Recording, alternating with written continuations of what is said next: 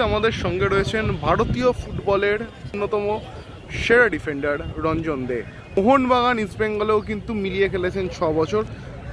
এবারে ইস্টবেঙ্গল মোহনবাগানকে নিয়ে কতটা আশাবাদী কলকাতা লিগের ক্ষেত্রে? তো টিমের ওয়েটটা হচ্ছে বিরাট বড় ক্লাব, মোহন ক্লাব মনে করে ওয়েটটা অনেক। সেটা যেসব প্লেয়াররা খেলবে তারা সেটাকে নিতে হবে, ওই ওয়েটটা নিতে হবে। কিন্তু দুটো ক্লাবের প্লেয়ার যে খারাপ বলছি না, খারাপ একটা প্লেয়ার না, কিছু খারাপ থাকবে। তারপর কোচ আছে, তারা অফিসিয়াল আছে, তারা যেই কোচরা আছে প্র্যাকটিস করা তাদেরকে সেটাকে করবে। কিন্তু আমার মনে হয় যে এই প্লেয়ারদের ডেডিকেশনটা খুব কম, মানে আগেকার জেনারেশন যেমন ছিল সেটা ওদের খুব নেই।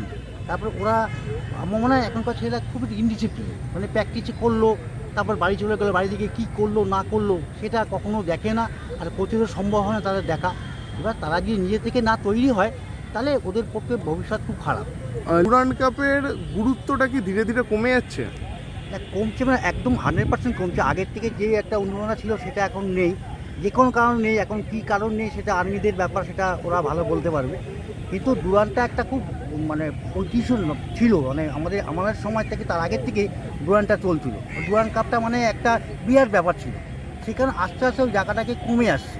এখন সেটা কেন কমছে সেটা army officer. Orissa FC already জানিয়ে দিয়েছে তারা ডুরান্ড কাপে খেলবে না। এছাড়া বেশ কিছু আইএসএল এর দলও কিন্তু নিমরাজি আছে এই ডুরান্ড কাপ খেলার ক্ষেত্রে। তারা খেলছে না কেন? নিশ্চয়ই তাহলে মানে ওদের কোনো সমস্যা একটা আছে বা কোনো কিছু প্রবলেম আছে, সেই কারণে এরা এই ক্লাবগুলো খেলতে চাইছে না।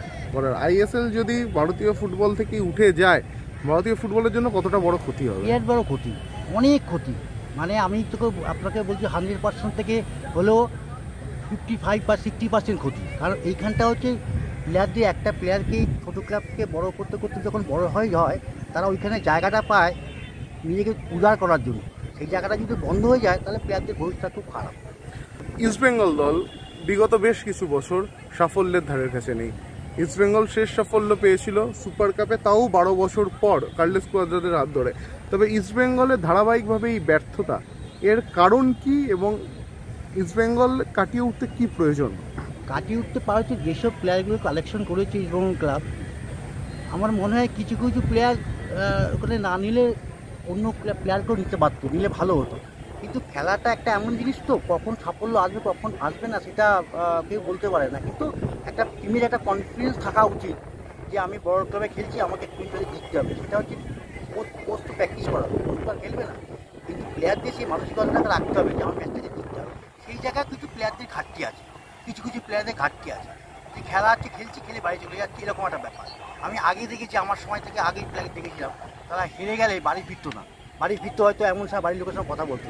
সেই টেস্টগুলো এখনকার প্লেয়ারদের খুব কম, নেই বলে। এটা কি শুধু পেশাদারিত্বের কারণে এই পুরো বিষয়টা? হ্যাঁ, হতে পারে পেশাদারির কারণ। কারণ আগেকার প্লেয়াররা ছিল না, এখন প্লেয়াররা ঠিক আছে, আজকে হয়ে গেছে, কালকে তো ম্যাচ আছে, এরকম মানসিকতা একটা হয়ে গেছে যে টিমটা আমাকে টাকা দিয়েছে তার বিনিময়ে আমি সেটাকে দেবো, আমি 100% না হয় 90% দেবো। সেটা মানে এখানে প্রফেশনালিজমটাই শেষ কথা, ইমোশনটা কাজ করছে না একদম কাজ। এবং বাঙালি ফুটবলার না থাকার কারণে দীর্ঘদিনের কারণে এটা বেশি হচ্ছে এবং মোটিভেটও করতে পারছে না। এটা যেমন 80 সালে আর 77 সালে যেগুলো ছিল, বাঙালি রাজ ছিল, সুভাষ জমি থেকে যা সুব্রত বাচ্চা, অজিত ব্যানার্জি যারা ছিল, তারা এই জিনিসগুলো নিজেরাই করতো, নিজেরা আলোচনা করে নিজেরাই টিমটাকে তৈরি করতো। কিন্তু সেই পরিস্থিতি এখন আর নেই। অসংখ্য ধন্যবাদ রঞ্জন দা। Thank you.